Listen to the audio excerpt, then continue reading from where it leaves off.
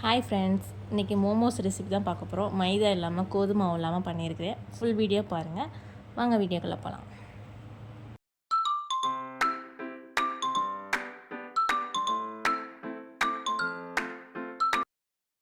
மோமோஸ் ஹைலைட்டே அந்த சட்னி தான். கடையில் கிடைக்கிற மாதிரி ஈஸியாகவே பண்ணிடலாம். ரொம்ப சிம்பிளான ரெசிபி இது. நீங்களும் வீட்டில் ட்ரை பண்ணி பாருங்கள்.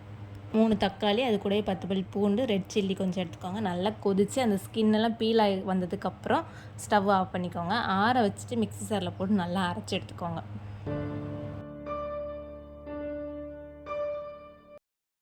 கடையில் 2 ஸ்பூன் ஆயில், அது கூட 5 பூண்டு குட்டி குட்டியாக கட் பண்ணி சேர்த்துருக்கேன். இது நல்லா வதக்கினதுக்கப்புறம் அரைச்சி வச்ச பேஸ்ட்டை கூட இது சேர்த்துக்கோங்க.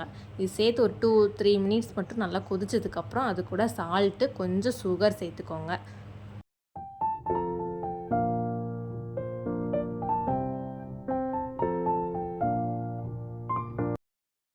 அது கூட கொஞ்சம் சோயா சாஸ் ஊற்றிருக்கேன். உங்களுக்கு வேணும்னா ஸ்கிப் பண்ணிக்கலாம். அவ்வளோதான், இது சிம்பிளாகவே ரெடி ஆயிடுச்சு.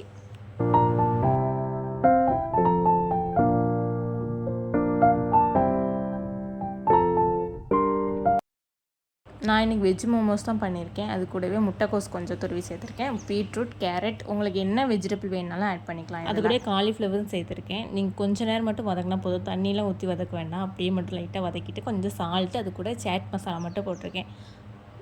உங்களுக்கு காரத்துக்கு வேணால் நீங்கள் சில்லி பவுடர் கூட ஆட் பண்ணிக்கலாம். நம்ம சட்னியே காரமாக தான் இருக்கும், அதனால் நீங்கள் இதில் எதுவும் உரப்பு எதுவும் சேர்க்க வேண்டாம். நியூசரிங்கிற பிராண்டில் இருந்தால் நான் ரைஸ் பேப்பர் வாங்கியிருந்தேன். ரொம்பவே நல்லாவே இருந்துச்சு. உங்களுக்கு இந்த ப்ராடக்ட் வேணும்னா என்னுடைய ஃபஸ்ட்டு கமெண்டில் பின் பண்ணியிருக்கேன், நீங்கள் செக் பண்ணி பார்த்துக்கோங்க.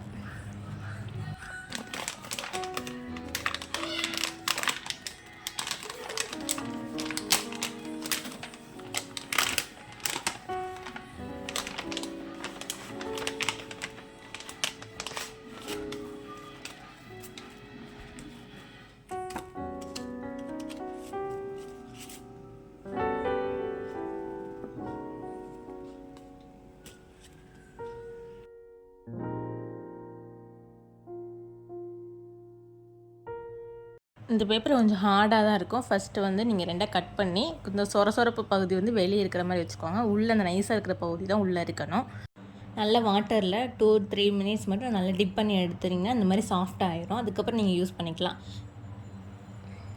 உங்களுக்கு வேணுங்கிற ஷேப்பில் யூஸ் பண்ணிக்கோங்க. இதில் வந்து நம்ம மைதாவில் பண்ணுற மாதிரி அந்த ஷேப்லாம் பண்ண முடியாது. இது வந்து ரொம்ப சாஃப்டாக இருக்குனால அந்த ஷேப்லாம் வரவும் வராது.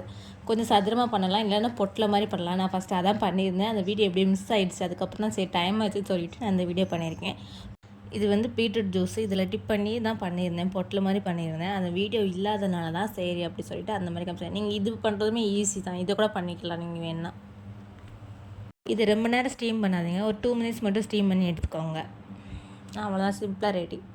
நீங்களும் ஒரு நாள் ட்ரை பண்ணி பார்த்துட்டு எப்படி இருந்துச்சுன்னு கமெண்ட்டில் சொல்லுங்கள். டேஸ்ட்டுமே சூப்பராக இருந்தது. இதுலேயே சிக்கன், ஃபிஷ்ஷு, பன்னீர் அப்படின்ட்டு எதுனாலும் பண்ணிக்கலாம். ஒரு நாள் கண்டிப்பாக ட்ரை பண்ணி பாருங்கள். பாய். நெக்ஸ்ட் வீடியோவில் பார்க்கலாம்.